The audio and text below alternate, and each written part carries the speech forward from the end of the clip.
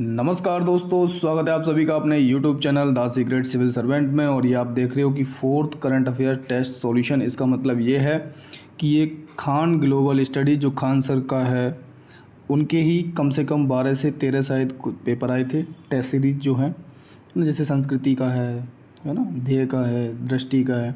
तो मैंने सिर्फ करंट अफेयर्स वाला निकाल लिए थे। हालांकि सारे हैं, आपको चाहिए तो मैं दे सकता हूँ उनको, है ना। तो मैं टेलीग्राम पे आपको सेंड कर दूंगा, बता देना मुझे। बट ये जो करंट अफेयर्स के क्वेश्चन है वो निकाल लेते हैं, तो 150 क्वेश्चन इसमें होंगे। तो 3-4 पेपर उन्होंने करंट अफेयर्स के कराए थे, लेकिन बहुत बेहतरीन क्वेश्चन बनाए हुए हैं। काफ़ी बेहतर क्वेश्चन है, वो आप देख सकते हो, है ना। करंट अफेयर्स वैसे भी पढ़ भी रहे हैं और लास्ट टाइम पे करेंगे भी, तो उसमें कोई दिक्कत होगी नहीं ज़्यादा। ठीक है, देखिए आप क्वेश्चन ये मैं सॉल्व किए थे, मतलब मैं पढ़ रहा था इसको इस तरीके से, तो मैंने सोचा लाओ डाल देते हैं वीडियो, देखते हैं कैसे है। जिसे प्रथम राष्ट्रीय रचनाकार पुरस्कार की श्रेणी में शिक्षा में सर्वश्रेष्ठ नमन देशमुख, और उत्तर भी इनका बाकायदा व्याख्या करी हुई है, काफ़ी बेहतर तरीके से व्याख्या की गई है। HDI 2022 में भारत किस स्थान पर 134 में, ये 2024 में आई थी रैंक, लेकिन 2022 के लिए आई थी, है ना। ये मूल्य तो खैर कभी पूछता नहीं है, पूछ भी ले कभी, लेकिन 0.644 है ना। 193 देशों में से 134वां स्थान मिला। ये क्वेश्चन देखो आप, दलहन दिवस के संदर्भ में कौन सा कथन सही है, ये पूछा कौन सा कथन सही है। तो शाकाहारी भोजन में दालें कार्बोहाइड्रेट का प्रमुख स्रोत होती हैं। आप बचपन से सुनते आते हो कि दालें किसके लिए खिलाई जाती हैं, बताओ। दालें प्रोटीन के लिए खिलाई जाती हैं या कार्बोहाइड्रेट के लिए? प्रोटीन की मात्रा ज़्यादा होती है उसमें, प्रोटीन, फाइबर, विटामिन, खनिज बच्चों को खिलाने के लिए बोलते हैं। अगर उनकी लंबाई ग्रोथ जल्दी बढ़ानी हो तो दालें खिलाओ सही से, है ना। और विश्व दलहन दिवस 2024 का विषय जो दे रखा है, दालें, पौष्टिक मिट्टी और लोग, पौष्टिक मिट्टी और लोग दे रखा है। बाकी यहाँ आपको डे भी दे रखा है पूरा एक्सप्लेनेशन में, है ना, कि कब मनाया गया था विश्व दलहन दिवस, तो 10 फरवरी को मनाया जाता है। नेक्स्ट क्वेश्चन है कि हाल ही में समाचारों में देखा गया फूजीवारा शब्द, ये किसी पेपर में पहले भी ऑलरेडी आ चुका है कि फूजीवारा शब्द ज्योग्राफी का टर्म है। फूजीवारा शब्द किससे संबंधित है? तो एक घटना जिसमें दो उष्णकटिबंधीय चक्रवात जो करीब होते हैं और एक दूसरे के चारों ओर घूमने लगते हैं, तो ये आंसर आपका ए है। बाकी इसका आपको तुमको डिटेल में देखना हो तो ये उत्तर यहाँ दे रखा है, इसको आप देख सकते हो। ठीक है, एक प्रकार से रिवीजन ही है। जब हम पढ़े रहते हैं हमें लगता है यूट्यूब पे क्या देखें, तो काम की चीज़ देख लें। काम की चीज़ में चलो वीडियो देख लो आप मेरी, हाँ कुछ काम ही आएगी।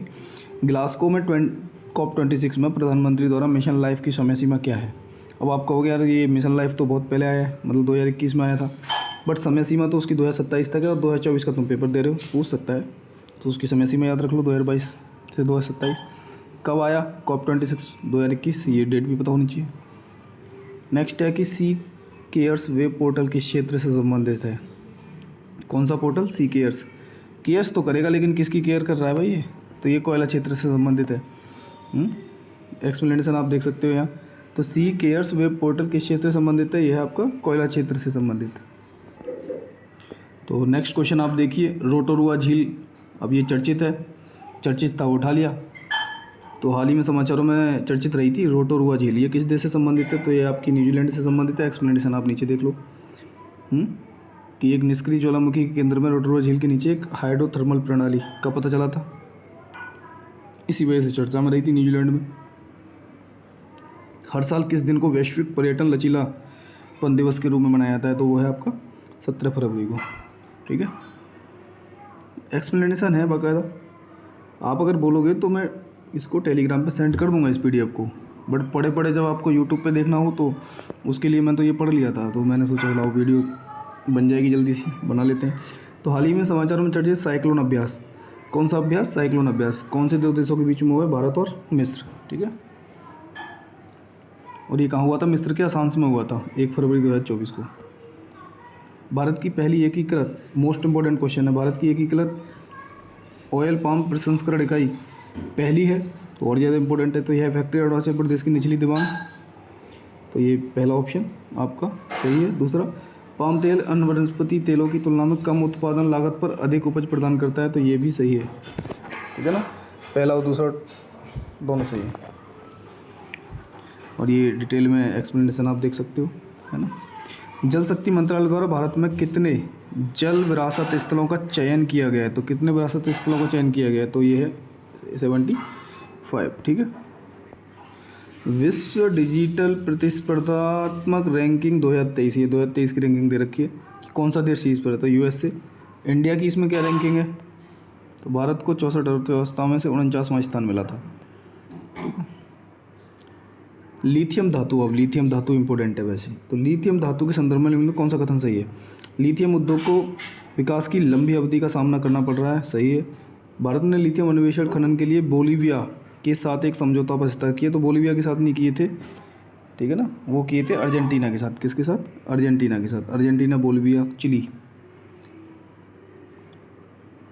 बाकी ये आप एक्सप्लेनेशन देख लेना। ओके। हल्दी के संबंध में क्या कुछ विचार दे रखे हैं, तो बताइए कौन सा सही है हल्दी के संबंध में। तो भारत दुनिया में हल्दी का सबसे बड़ा उत्पादक और निर्यातक है, बात तो सही है, सबसे बड़ा उत्पादक और निर्यातक दोनों है। लेकिन राष्ट्रीय हल्दी बोर्ड की जो स्थापना की गई है वो महाराष्ट्र में नहीं है, वो कहाँ पर है? तेलंगाना में, ठीक है। तो ये इस तरीके से क्वेश्चन सही बनाए हैं, ऑप्शन भी उसी तरीके से बनाए हैं जो आजकल ट्रेंड बन रहा है, चाहे आर में देख लो, चाहे यूपीपीसीएस में देख लो आप, है ना। और बाकी तो आप पढ़ ही रहे हो करंट अफेयर्स, तो यहाँ से बस रिवीजन ही हो रहा है आपका, और क्वेश्चन समझ में आ रहे हैं। क्वेश्चनों से थोड़ा सा और जल्दी क्वेश्चन तैयार हो जाते हैं आपके, याद रहता है ना मेमोरी में लंबे समय तक। ग्लोबल ग्रीन क्रेडिट इनिशिएटिव, तो ये ऊपर वाला क्वेश्चन है कि ग्लोबल ग्रीन क्रेडिट इनिशिएटिव के संबंध में कुछ कथन दे रखे हैं, देखिए। इसका उद्देश्य केवल, जब केवल आ जाता है तो वहाँ थोड़ा सा सोचना पड़ता है आपको कि ये क्या सही बात कह रहा है, तो केवल वाला ऑप्शन ज़्यादातर गलत हो जाता है। तो केवल जल संरक्षण पर प्राथमिक ध्यान देते हुए स्वैच्छिक पर्यावरणीय कार्यों को प्रोत्साहित करना है, तो पहला ऑप्शन गलत हो गया। पर्यावरण वन जलवायु प्रबंधन मंत्रालय द्वारा ग्रीन क्रेडिट पहल शुरू की गई, तो ये बात सही है, तो ऑप्शन आपका। तो क्योंकि ये पूछा ये था कि कौन सा गलत है, तो दूसरा सही है, पहला गलत है, तो पहला गलत होगा। जीरो ट्रस्ट ऑथेंटिकेशन किस प्रौद्योगिकी क्षेत्र से संबंधित है? ये टर्मिनोलॉजी क्वेश्चन आपको मालूम है, टर्मिनोलॉजी से संबंधित पूछ लेता है, तो जीरो ट्रस्ट ऑथेंटिकेशन, तो ये आपका साइबर सिक्योरिटी से संबंधित है। किससे? साइबर सिक्योरिटी से।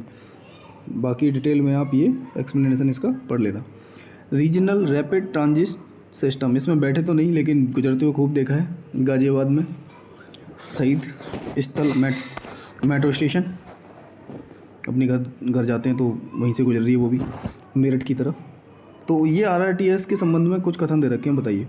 आरआरटीएस मेट्रो से अलग है क्योंकि यह कम स्टॉप और उच्च गति के साथ अपेक्षाकृत लंबी दूरी की यात्रा करने वाली यात्रियों की सेवा प्रदान करती है, बिल्कुल सही बात है।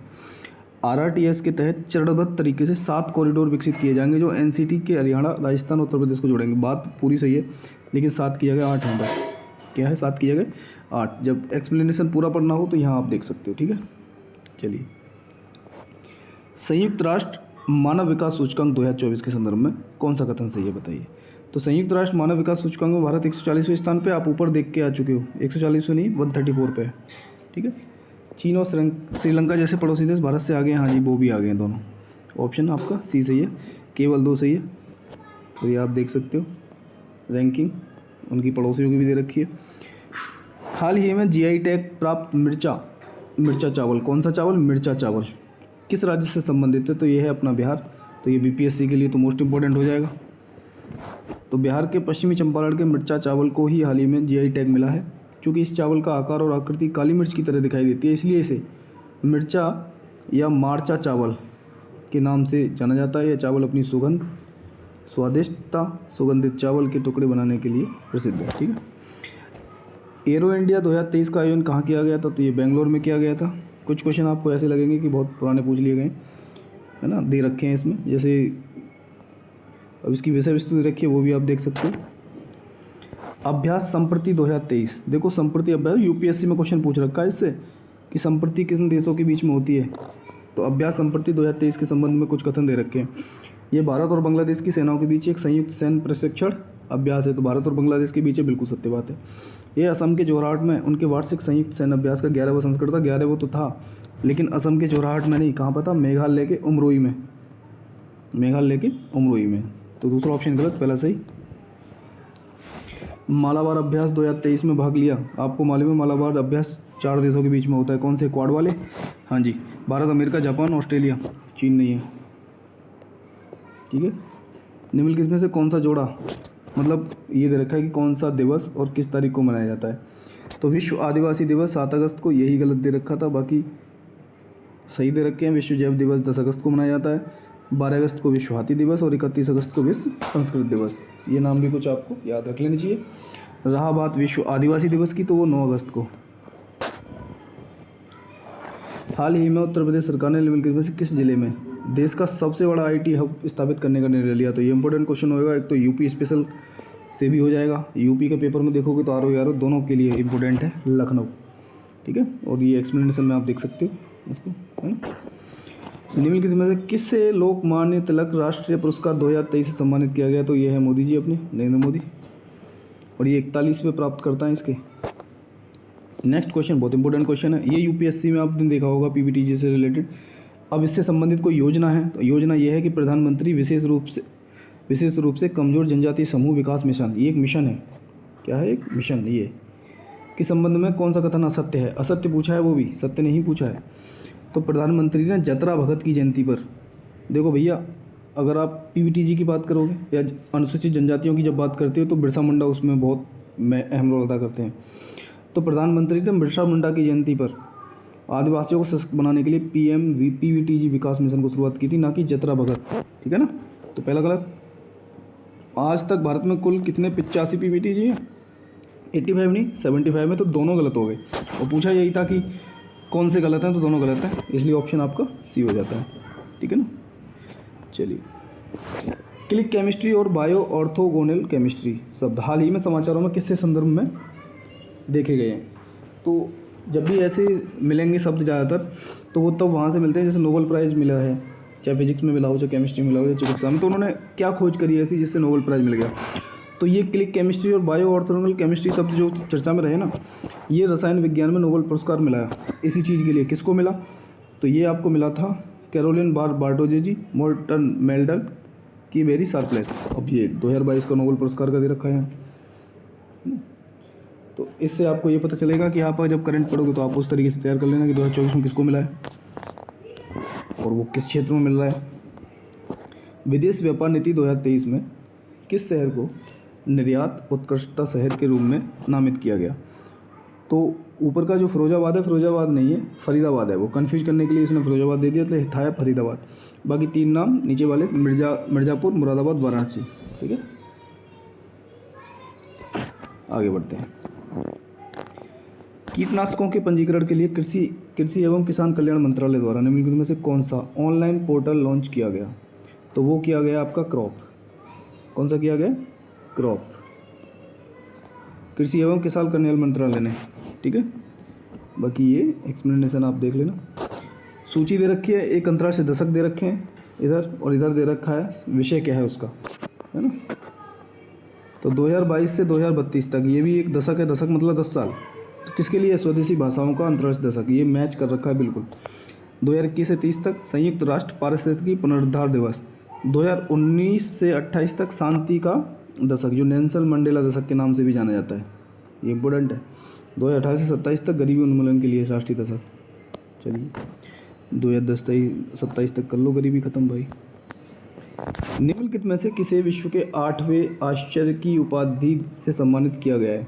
मतलब 8 अजूबे, ताजमहल तो आपका शामिल है उसमें, तो फिलहाल कौन सा शामिल किया गया है? तो वो है अंकोर वाट का कंबोडिया।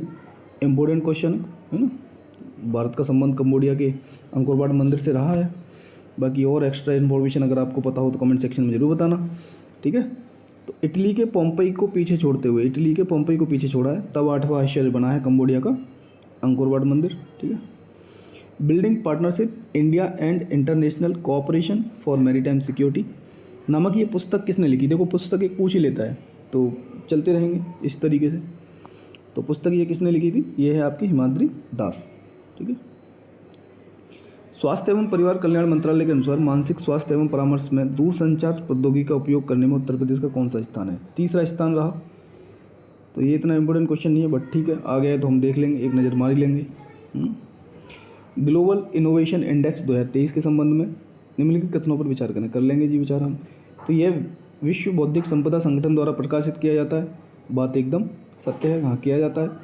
ये कह रहा है कि ग्लोबल इनोवेशन इंडेक्स में पिछले कई वर्षों से भारत गिरावट की राह पर है। गिरावट पे कहाँ है यार, सुधार होता रहा है, तो दूसरा ऑप्शन गलत हो जाएगा, क्योंकि कई सालों से तेज़ी से आगे बढ़ रहा है। 2015 में जहाँ हम 81वें स्थान पर थे, 2023 में हम 40वें स्थान पर हैं, है ना।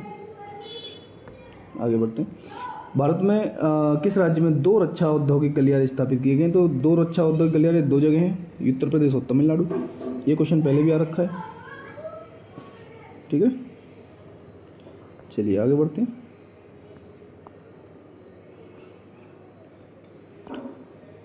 नेक्स्ट क्वेश्चन है कि भारत यूएई स्थानीय मुद्रा निपटान प्रणाली के संबंध में की कथनों पर विचार करना है हमें। यह केवल चालू खाता लेन देन को कवर करेगा। जहाँ केवल दे दे समझ जाना कि ज़्यादातर गड़बड़ चांस है, तो दोनों ऑप्शन गलत जा रहे हैं। यहाँ एक्सप्लेनेशन आप देख लेना, है ना। निम्नलिखित में से कौन सा क्षेत्र प्राकृतिक गैस के परिवहन के लिए दक्षिण यूरोपीय गैस गलियारे से जुड़ा है? कौन सा देश जुड़ा है? तो कैस्पियन सागर और मध्य पूर्वी क्षेत्र से लेकर यूरोप तक। तो दक्षिण यूरोपीय गैस गलियारे से जुड़ा है कौन सा? तो ये आपका कैस्पियन सागर और मध्य पूर्वी क्षेत्र से लेकर यूरोप तक। यूएस ओपन 2023 के फाइनल में, अब देखो अभी यूएस ओपन ही चल रहे हैं, जिसमें नोवाक जोकोविच बाहर हो गए, कार्लोस अल्कराज बाहर हो गए। अब सिनर और जो है डेनियल मेदवेदेव में टक्कर रहेगी, कौन लेके जाएगा। किसे हार मिली थी? डेनियल मेदवेदेव को हार मिली थी। कौन जीता? तो नोवाक जोकोविच। 24वां ग्रैंड स्लैम, 25वां जीतने के लिए नाक के चने चबाने पड़ रहे हैं इनको। निम्नलिखित में से किस राज्य ने जल पर्यटन एवं साहसिक खेल नीति 2023 को मंजूरी दी? तो उत्तर प्रदेश ने दी। अब वो यूपी से संबंधित आ जाए तो एक ये मान के चला करो कि यूपी स्पेशल का क्वेश्चन बन जा रहा है वो, वैसे है ना, तो उसको थोड़ा और ज़्यादा इंपॉर्टेंट मान के चला करो आप। तीरंदाजी विश्व कप 2023 में रजत पदक किसने जीता? अब इतने पदक आ रहे हैं हमारे ओलंपिक में, तो वहाँ से करेंगे क्वेश्चन, वहाँ से ज़्यादा बनने के चांस रहेंगे, पर ठीक है देख लेते हैं। प्रथमेश जावकर को, जो तीरंदाजी विश्व कप 2023 में हो, उसको रजत पदक मिला था, स्वर्ण नहीं, वो भी। एनजीटी का अध्यक्ष किसे नियुक्त किया गया है? काफ़ी पहले कर दिया गया, 2023 में कर दिया गया, है ना। तो प्रकाश श्रीवास्तव को एनजीटी का अध्यक्ष नियुक्त किया गया, ठीक है। स्कारबोरोसोल, मैंने कहा टर्मिनोलॉजी से क्वेश्चन पूछता ही है, तो ये एक शब्द और आ गया, स्कारबोरोसोल। कौन सा? स्कारबोरोसोल शब्द हाल ही में खबरों में रहा। इनमें किससे संबंधित है ये? तो ये दक्षिणी चीन सागर में विवादित एक चट्टान है। अब ये चट्टान किसी समय पर फिलीपींस की रही है, लेकिन इस पर दावा ठोकता है आपका चाइना। दे रखा है, आप जब पढ़ोगे इसे, है ना। अब कुछ अभ्यास दे रखे हैं, हम अभ्यास संप्रति ऊपर देख के आ चुके हैं, बांग्लादेश के साथ करते हैं, है ना। बाकी और नीचे धर्म गार्जियन जापान के साथ, विनवैक्स तो विन आ रहा है, तो वियतनाम, अब्बास लहमती सेशल्स के साथ, तो ये याद कर लो आप। वाल्कन 2020 प्रोजेक्ट से क्या तात्पर्य है आपका? तो ये आपका दुनिया का सबसे शक्तिशाली लेज़र बनाना है, इसका जो तात्पर्य है वाल्कन 2020 प्रोजेक्ट इम्पोर्टेंट है। ये यूके की science and technology facilities counselling के निवेश, कितना निवेश है? 85 मिलियन यूरो, है ना। यूके दुनिया का सबसे शक्तिशाली लेज़र बनाने के लिए अभी पूरी योजना प्रयास कर रहा है। मैं इसे थोड़ा साफ कर देता हूँ जिससे कि तुम्हें भी आसानी हो जाए देखने के लिए, है ना, ठीक है। हाल ही में खबरों रहा ब्रिज टाउन पहल। कौन सी पहल? ब्रिज टाउन पहल का उद्देश्य क्या है? तो उसका उद्देश्य जो है वो है जलवायु लचीलेपन और सतत विकास लक्ष्यों को वित्त पोषित करने के लिए नए उपकरणों निर्माण और मौजूदा संस्थानों में सुधार करना, ठीक है ना। चलिए नेक्स्ट देख लेते हैं आगे। ग्लोबल रिसोर्स आउटलुक 2024 रिपोर्ट के संबंध में निम्नलिखित में कौन सा कथन सही है? पहला ऑप्शन है कि यह रिपोर्ट IUCN द्वारा जारी की जाती है, तो IUCN द्वारा जारी नहीं की जाती है, UNEP के द्वारा जारी की जाती है, ठीक है। पिछले 50 वर्षों में भौतिक संसाधनों का वैश्विक उत्पादन उपभोग 3 गुना से अधिक बढ़ गया है, ये बात सत्य है। दूसरी तो इसके इसलिए तो दूसरा ऑप्शन है, पहला नहीं है। तो UNEP जारी करती है पहले तो ग्लोबल रिसोर्स आउटलुक रिपोर्ट। तो एक क्वेश्चन तो वैसे तैयार हो जा रहा है आपका इससे कि ग्लोबल रिसोर्स आउटलुक 2024 की रिपोर्ट, एक तो इस रिपोर्ट को कौन जारी करता है? UNEP, ठीक है ना। चलिए आगे बढ़ते हैं। बाकी देखो PDF इसकी चाहिएगी तो मुझे ज़रूर टेलीग्राम पे आप मैसेज करना, मैं आपको सेंड कर दूंगा इसे, ठीक है ना। भारत में सशस्त्र बलों में स्पर्श के संबंध में कौन सा कथन सत्य है?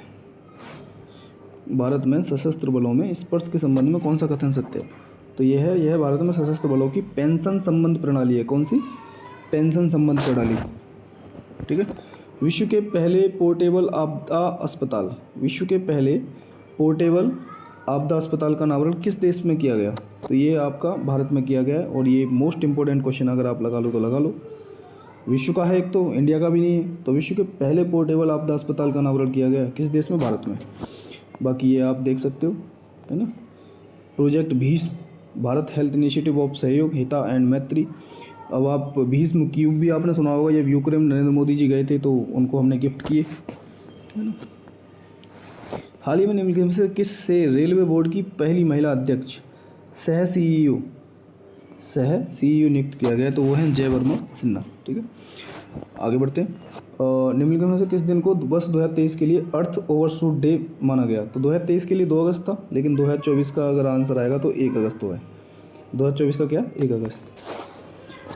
उत्तर प्रदेश का कौन सा जिला भारत की ऊर्जा राजधानी के रूप में जाना जाता है? तो वो है आपका सोनभद्र। सोनभद्र में जब आप खनिज वगैरह पढ़ते होगे तो आपको मालूम है, बिरजापुर सोनभद्र वाला इलाका वहाँ ज़्यादातर पाए जाते हैं।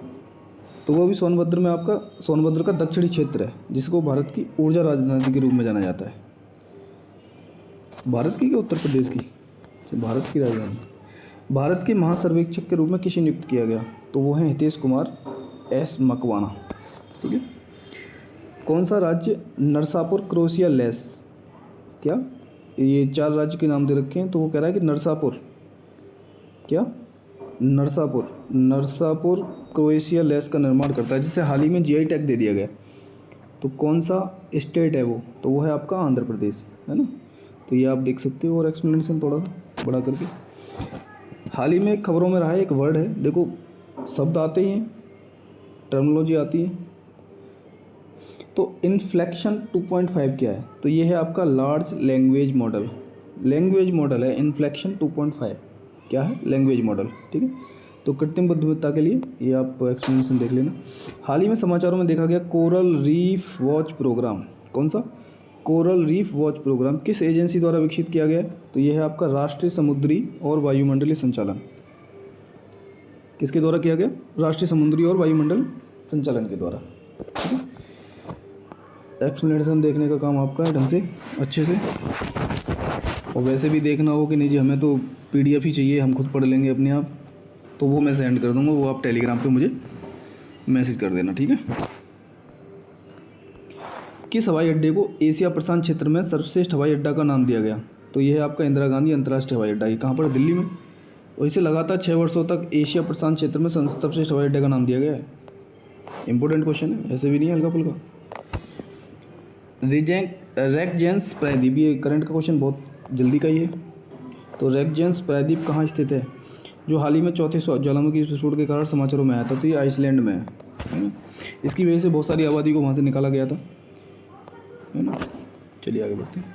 हाल ही में समाचारों में देखी गई उन्नति 2024 योजना, इंपॉर्टेंट क्वेश्चन है। उन्नति 2024 योजना का उद्देश्य क्या है? तो इसका उद्देश्य पूर्वोत्तर क्षेत्र में उद्योगों का विकास करना, सी ऑप्शन। जब भी कभी नॉर्थ ईस्ट से रिलेटेड कुछ योजना वगैरह रहती हैं वो अपने आप ही इंपॉर्टेंट बन जाती है ना, सेंसिटिव जोन से संबंधित। हाल ही में समाचारों में देखे गए ग्रे जोन युद्ध से आपका क्या तात्पर्य है? कौन सा युद्ध? ग्रे जोन युद्ध। तो ग्रे जोन आप जानते ही हो, ग्रे मतलब ग्रे ऐसा एरिया जो दोनों का ना हो। तो अंतर्राष्ट्रीय संबंधों में प्रत्यक्ष संघर्ष व शांति के बीच मौजूद एक मध्य और स्पष्ट स्थान जो होता है वो ग्रे जोन। और बाकी आप यहाँ पढ़ लो इसको सही से एक्सप्लेनेशन में, ठीक है ना। अब फिर से कुछ डेट आ गई है और उन डेट को कौन सा दिवस मनाया जाता है वो मैच करना था, तो पूरा मैच करके ही दे रखा है। 4 मार्च को राष्ट्रीय सुरक्षा दिवस, 5 मार्च को अंतर्राष्ट्रीय निरस्त्रीकरण और अपसार जागरूकता दिवस, 7 मार्च को जन औषधि दिवस, 8 मार्च को भी पूछ लेते थे, 8 मार्च को आप बता देना कौन सा दिवस मनाया जाता है, और 22 मार्च को विश्व जल दिवस। ठीक है, आगे बढ़े। कौन सा देश आधिकारिक तौर पर अंतर्राष्ट्रीय सौर गठबंधन ISA का 97वां सदस्य है? अब उस समय ये क्वेश्चन ये बना के इनको दे दिया तो 97वां पनामा बना था, लेकिन अभी पैराग्वे हमारा 100वां ISA का मेंबर बन चुका है, फुल मेंबर। कौन सा? पैराग्वे। ऐड होते रहेंगे नए नए सदस्य, आप उनका नाम याद रखो बस। इनका ISA का मुख्यालय कहाँ पर है? हरियाणा के गुरुग्राम में। हाल ही में 11 अफ्रीकी देशों द्वारा जारी याओंडे घोषणा खबरों में थी। इस घोषणा का उद्देश्य क्या है? जो याओंडे घोषणा खबर है इसका है उद्देश्य मलेरिया से संबंधित मौतों को ख़त्म करना, ठीक है ना। लूपेक्स मिशन, और लूपेक्स मिशन जापान के साथ। लूपेक्स मिशन के संबंध में कौन सा कथन सही है? सही पूछ रहा है, तो यह इसरो और नासा का संयुक्त मिशन है, बात सत्य है। बात सत्य है क्या? मैंने जापान बोला है तो नासा कैसे ऐड कर लिए? इसरो और जापान का जाक्सा है, तो लूपेक्स मिशन पहला गलत हो जाएगा। मिशन का लक्ष्य जो होगा वो चंद्रमा के दक्षिणी ध्रुव का पता लगाना होगा, ये बात सत्य है। और यहाँ इतना प्यार से एक्सप्लेनेशन बहुत अच्छा दे रखा है, तो ये आप पढ़ लेना, ठीक है ना। तो ये इसरो और जाक्सा जापान की है। निम्नलिखित किस निकाय ने युवाओं के लिए स्टार्ट 2024 प्रोग्राम कार्यक्रम लॉन्च किया? किसने किया? तो ये है आपका इसरो। ठीक है। ट्रैफिक और WWF इंडिया की रिपोर्ट, ट्रैफिक और WWF इंडिया की जो रिपोर्ट है उसके अनुसार सार्क के शरीर के अंगों के अवैध व्यापार से कौन सा राज्य शीर्ष पर है? तमिलनाडु वाले लोग, तमिलनाडु राज्य शीर्ष पर है जो सार्क के शरीर के अंगों का अवैध व्यापार करता है। बाकी यहाँ दे रखा है डिटेल में। ठीक है। निम्नलिखित से कौन सा संगठन आकाशीय पिंडों का नामकरण करता है? तो वो है आपका अंतर्राष्ट्रीय खगोलीय संघ। ठीक है। डिटेल में यहाँ दे रखा है। अंतर्राष्ट्रीय खगोलीय संघ की स्थापना 1919 में हुई थी। फसल सिमुलेशन मॉडल आधारित तकनीक ई क्रॉप, इंपॉर्टेंट क्वेश्चन है। फसल सिमुलेशन मॉडल आधारित तकनीक जिसका नाम है ई क्रॉप बनाई, किसने बनाई? तो ये बनाई है केंद्रीय कंद फसल अनुसंधान संस्थान जो तिरुवनंतपुरम में स्थित है। ठीक है। योग महोत्सव 2024, ठीक है, योग महोत्सव 2024 के संदर्भ में कौन सा कथन सही है? तो अंतर्राष्ट्रीय योग दिवस हर साल 21 जून को मनाया जाता है। हाँ जी, बिल्कुल मनाया जाता है। इस वर्ष की थीम वसुधैव कुटुंबकम के लिए योग है। तो ये दूसरा ऑप्शन गलत है। इसकी थीम ये नहीं है, इसकी थीम है महिला सशक्तिकरण के लिए योग, वुमेन एम्पावरमेंट के लिए योग की बात की गई है। ठीक है। बंदरगाह देश सही सुमेलित हैं तो कौन कौन से बंदरगाह कहाँ कहाँ पर है ये देखना है। हाइफा तो आपका इजराइल में है, चाके बंदरगाह पेरू में है, डैन्यूब आपका रूस में नहीं है, यूक्रेन में है। ठीक है। दार ए इस्लाम बंदरगाह तंजानिया। तो डी ही सही है, बाकी तीनों गलत मैच कर रखे थे तो वो हमने यहाँ लिख दिए। पेरू है, इजराइल है, यूक्रेन है। ठीक है ना। आगे बढ़ते हैं। कौन से देश IMT ट्राइलेट 2024 का अभ्यास का हिस्सा है? तो बताइए कौन से देश हैं? तो IMT में इंडिया, मोजाम्बिक, तंजानिया। जैसे नाम से ही याद आ रहा है IMT। ठीक है ना। तो I से इंडिया है, M से मोजाम्बिक है और T से तंजानिया। ठीक है। गगनयान परियोजना के संदर्भ में निम्नलिखित में से कौन सा कथन सही है? तो गगनयान परियोजना के संबंध में इसमें 2 मानव रेटेड लॉन्चर शामिल हैं। 400 किलोमीटर की ऊंचाई पर निचली पृथ्वी कक्षा में परिक्रमा करता है। बात दोनों सही है, निचली में ही करता है। बाकी आप ये देख लेना, गगनयान से क्वेश्चन इंपॉर्टेंट तो बनेगा ही, इसलिए हमने लिख दिया है। तो मोस्ट इंपॉर्टेंट भी लिख सकते हो इस क्वेश्चन पे। डिटेल इन्फॉर्मेशन इसके बारे में लेना है तो ये आप एक्सप्लेनेशन का पढ़ना ठीक से। ठीक है। एंटी हाइड्रोजन प्रयोग के संदर्भ में निम्नलिखित में से कौन सा कथन सही है? यह यूरोप और भारत के भौतिकविदों के बीच एक सहयोग है, बात सत्य है। एंटी हाइड्रोजन प्रयोग, क्वेश्चन देख रहे हो आप कितने बेहतरीन उठा के रखे हो, उनको बनाया किस तरीके से। यह प्रयोग दृश्य ब्रह्मांड में पदार्थ एंटी मैटर विषमता को समझने में मदद के लिए डिज़ाइन किया गया है। दोनों सही हैं। बाकी काम आपका इतना बेहतर तो यहाँ होगा कि आप एक्सप्लेनेशन इसका बहुत अच्छे से पढ़ें। ठीक है ना। चलिए, हाल ही में विश्व स्वास्थ्य संगठन WHO ने स्वास्थ्य सेवा में बड़े मल्टी मॉडल LMM के नैतिक उपयोग और प्रशासन पर व्यापक मार्गदर्शन जारी किया है। इस संबंध में निम्नलिखित कथनों पर विचार करना है। तो ऑप्शन आपका दे रखा है कि LLM एक प्रकार का AI है जो केवल, जहाँ केवल देगा मैंने कहा काट देना, केवल बांध देता है, तकनीकों को केवल बांध देता है। जबकि तकनीकी आपकी बहु डायमेंशनल होती हैं, बहुत सारी चीज़ों में काम आ सकती हैं, उसके एप्लीकेशन बहुत होते हैं, तो गलत हो जाएगा। ChatGPT, BERT LMM के कुछ उदाहरण हैं। हाँ जी, दूसरा ऑप्शन ही सही है आपका जा रहा है। ठीक है। नेक्स्ट क्वेश्चन है आपका अनुसंधान national research foundation ANRF act 2023, इसके संदर्भ में पूछा है। 2 ऑप्शन दे रखे हैं। यह सर्व अधिनियम को निरस्त करता है, यह सर्व अधिनियम को निरस्त करता है और सर्व को भंग करता है, पहला ऑप्शन। दूसरा बात कह रहा है कि यह भारत में प्राकृतिक विज्ञान प्रतिष्ठानों के क्षेत्र में सभी अनुसंधान और विकास को विनियमित करने का प्रयास करता है। तो दोनों ऑप्शन सही है। ठीक है ना। बाकी डिटेल जो है इसका एक्सप्लेनेशन दे रखा है। क्या चीज़ है ये? 3D printing brain tissue, important question है। 3D प्रिंटिंग ब्रेन टिश्यू के संदर्भ में कौन सा कथन सही है? तो यह तकनीक, मैं थोड़े से साफ कर देता हूँ, सही से पढ़ लेना। तो यह तकनीक सेरेब्रल कॉर्टेक्स के युवा न्यूरॉन्स बनाने के लिए मानव प्रेरित प्लूरिपोटेंट स्टेम कोशिकाओं का उपयोग करती है। एल्गीनेट्स इस तकनीक में उपयोग किए जाने वाले बायोमैटेरियल के प्रकारों में से एक है। तो दोनों ऑप्शन सही हैं। एक्सप्लेनेशन में आपको और ज़्यादा मज़ा आ जाएगा, तो एक्सप्लेनेशन आप ढंग से देख लेना इसको। ठीक है ना। ह्यूडोल गुड़िया, शब्दावली बहुत आ रही है, टर्मिनोलॉजी बहुत आ रही है ना, उनको याद कर लेना है, सीधा सीधा पूछ लेता है। तो ह्यूडोल गुड़िया के संदर्भ में निम्नलिखित में से कौन सा कथन सही है? तो कौन सा कथन सही है?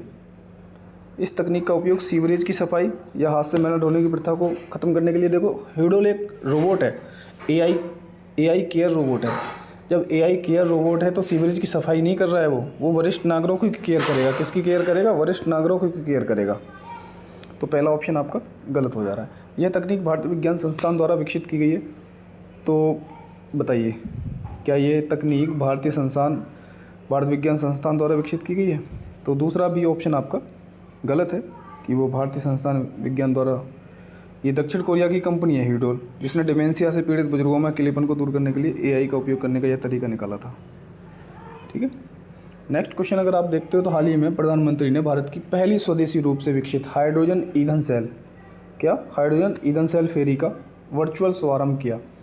इस संबंध में निम्नलिखित कथनों पर विचार कीजिए। हाइड्रोजन ईंधन सेल केवल शुद्ध पानी छोड़ते हैं, क्या केवल शुद्ध पानी छोड़ते हैं, प्रदूषक नहीं। बात सत्य है, क्योंकि यहाँ केवल है, केवल पे हम गलत कर लेते थे ज़्यादा क्वेश्चन, लेकिन यहाँ ये सही हो रहा है। ईंधन सेल के भीतर हाइड्रोजन हवा में ऑक्सीजन के साथ प्रतिक्रिया करके बिजली उत्पन्न करते हैं, दोनों सही है। इंपॉर्टेंट क्वेश्चन है और यहाँ देख लेना। ठीक है, एक्सप्लेनेशन इसका तो बहुत प्यारा एक्सप्लेनेशन है, जितनी ज़रूरत है उतना लिखा हुआ है। दो कथन दे रखे हैं, उन पर हमें विचार करना है। हाल्टेरिया सिलिएट्स विरोवोर होते हैं जो केवल वायरस आहार पर ही जीवित रह सकते हैं। ठीक है। क्लोरोवायरस सूक्ष्म हरे शैवाल को संक्रमित करने के लिए जाने जाते हैं। ऑप्शन आपका दोनों सही जा रहा है और ये आपको एक्सप्लेन कर देगा। ठीक है। डाईबैक रोग, ये प्रीवियस ईयर के क्वेश्चन पेपर में आपने देखा ही होगा। डाईबैक रोग पहले भी कई बार चर्चा में रहा होगा, ऐसा लग रहा होगा कि नया नहीं है, आंखों में देखा हुआ क्वेश्चन है। तो डाईबैक रोग के संदर्भ में डाईबैक रोग के संदर्भ में आप देखोगे तो यह मुख्यतः बैक्टीरिया के कारण होता है। तो बैक्टीरिया के कारण नहीं होता है, ये कवक के कारण होता है। किसके कारण होता है? कवक के कारण होता है। तो पहला ऑप्शन गलत हो गया। यह सभी उम्र के नीम के पेड़ों की पत्तियों, टहनियों और पुष्पक्रम को प्रभावित करता है। तो बात दूसरी सही है, पहली गलत थी कि डाईबैक रोग बैक्टीरिया के कारण होता है, डाईबैक रोग कवक के कारण होता है। ठीक है। कालाजार के संदर्भ में, कालाजार, मलेरिया, टीबी, पता नहीं क्या क्या, कालाजार के संदर्भ में हमें कथन देखना है, कौन कौन सा कथन सही है। भारत में लीशमैनिया डोनोवानी इस रोग का कारण बनने वाला एकमात्र परजीवी है। बात क्या है? सही है। यह मलेरिया के बाद दुनिया का दूसरा सबसे बड़ा जानलेवा परजीवी है। मलेरिया के बाद दुनिया का दूसरा सबसे बड़ा जानलेवा परजीवी है। ठीक है। तो दोनों ऑप्शन क्या है आपके? सही हो जाएंगे। अमेरिकन फाउल ब्रूड, क्या नाम है? अमेरिकन फाउल ब्रूड के संदर्भ में निम्नलिखित कथनों से कौन सा सही है? तो संक्रमित अंडा प्री प्यूपल अवस्था में ही मर जाता है। विश्व स्वास्थ्य संगठन WHO ने FAP को अत्यधिक खतरनाक संक्रामक पशु के रोग के वर्गीकृत किया। तो दोनों ऑप्शन सही हैं। ये साइंस के जितने भी क्वेश्चन हैं थोड़े से टेक्निकल हैं, क्योंकि सुनने में नहीं आते उतना, तो उनका जो एक्सप्लेनेशन है उसको ढंग से देख लेना, और कुछ टर्मिनोलॉजी को आपको रटना ही पड़ता है, याद करना पड़ता है। क्वेश्चन पर बेहतर बनाए हुए हैं। उपेक्षित उष्ण कटिबंधीय रोग NTD के संदर्भ में कुछ कथन दे रखे हैं, देख लेते हैं। भारत में 5 वर्षों में बाल कुष्ठ रोग के 0 मामले देखे गए हैं। अच्छा जी, ऐसी कौन सी बीमारी है जिसके 0 मामले आते हैं हमारे इंडिया में? भर भर के आते हैं। तो पहला ऑप्शन तो वैसे दिख रहा है गलत है। भारत ने यौज रोग को ख़त्म कर दिया है। कौन सा रोग? यौज रोग। तो ये ऑप्शन बता रहा है कि सही है। हालांकि हम तो अपने दिमाग से सोचते तो कहते हैं यौज रोग को ख़त्म कर दिया, सुना तो नहीं था। चलिए ठीक है, ऑप्शन आपका B सही हो जाएगा। पर जो एक्सप्लेनेशन है काफ़ी बेहतर एक्सप्लेनेशन दे रखा है इधर, अगर आप देखोगे तो, है ना। NTD होता क्या है? ये बीमारियों का ऐसा समूह है जो इलाज योग्य होने के बावजूद भी ये दुनिया के सबसे गरीब और सबसे हाशिए पर रहने वाले समुदाय है ना, उनको प्रभावित करता है। बाकी इधर दे रखा है आधी आबादी, आधा हिस्सा भारत में है कुष्ठ रोग के वैश्विक मामलों का, और वो कह रहा है 0 मामले दिखाई दे रहे हैं। बताओ, इतनी बड़ी हिपोक्रेसी। ये यौज वाला इलाज वो दे रखा था, तो N3 एजिथ्रोमाइसिन नामक जो सस्ती एंटीबायोटिक है उसकी मौखिक खुराक से यौज का इलाज किया गया था। नेक्स्ट क्वेश्चन है आपका एंडोमेट्रियल कैंसर। कौन सा? एंडोमेट्रियल कैंसर के संदर्भ में कुछ कथन दे रखे हैं, कौन से सही हैं? तो रजनोवृत्ति के बाद केवल एस्ट्रोजन हार्मोन रिप्लेसमेंट थेरेपी लेने से एंडोमेट्रियल कैंसर का खतरा कम हो जाता है। तो केवल आ गया, और केवल पे हम ज़्यादातर क्वेश्चन गलत कर देते हैं। ऊपर नहीं हुआ था एक, बाकी सारे गलत हो रहे थे, ये भी गलत हो जाएगा। इंटेलिजेंट नाइफ का उपयोग करके मिनटों के भीतर गर्भाशय कैंसर का निदान किया जा सकता है। तो ये बात सत्य है, और इसका जो एक्सप्लेनेशन दे रखा है काफ़ी बेहतर दिया हुआ है यहाँ, है ना। इसको आप देख लेना सही से। Air independent propulsion AIP system के संदर्भ में निम्नलिखित कथनों में से कौन सा सही है? तो AIP प्रणाली पनडुब्बियों द्वारा उत्पन्न शोर के स्तर को कम करती है। नेक्स्ट जो ऑप्शन है दूसरा वो ये है कि DRDO ईंधन आधारित AIP प्रणाली का उपयोग करता तो है, लेकिन जिसमें नाइट्रोजन उत्पन्न होती है तो नाइट्रोजन उत्पन्न नहीं होती, उसमें हाइड्रोजन उत्पन्न होती है। तो दूसरा ऑप्शन गलत हो गया, पहला सही है आपका। ठीक है। विस्कोस फाइबर तो आपने सुना ही होगा, है ना, और साइंस में क्वेश्चन आते हैं तो मिलाने के लिए बहुत आते हैं, रेयान आ जाता है ना, तो विस्कोस फाइबर आ गया एक शब्द। इसका उपयोग रेयान तथा सिलिकॉन बनाने में किया जाता है। तो पहला ऑप्शन सही है। यह नमी सोखता है तो नमी सोखने का काम पॉलिस्टर करता है, विस्कोस फाइबर नहीं, तो दूसरा गलत हो जाएगा। जब आप एक्सप्लेनेशन पढ़ोगे तो बहुत अच्छे से आपको चीज़ें समझ में आएंगी। ठीक है। सौर प्रबलता के संदर्भ में निम्नलिखित में से कौन सा कथन सही है? तो ये सूर्य के कोरोना में आसपास के प्लाज्मा की तुलना में ठंडे होते हैं। जो सौर प्रबलता है वो सूर्य के कोरोना में जो है तो आसपास के प्लाज्मा की तुलना में क्या होते हैं? ठंडे होते हैं। बात सत्य है। इनका आकार सूर्य के चुंबकीय क्षेत्र द्वारा निर्धारित होता है। तो दोनों ऑप्शन आपके सही हो जाएंगे। तो सी ऑप्शन बैठ रहा था।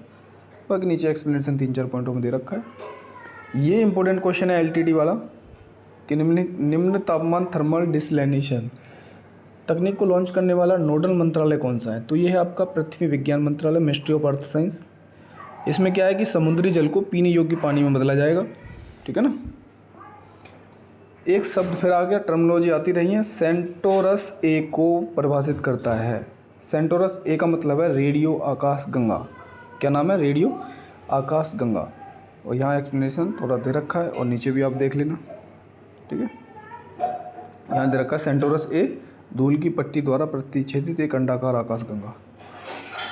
निसार उपग्रह के बारे में पहले भी कई बार आपने पढ़ रखा होगा, UPSC के क्वेश्चनों में देख रखा होगा। तो निसार नासा और इसरो नाम से है।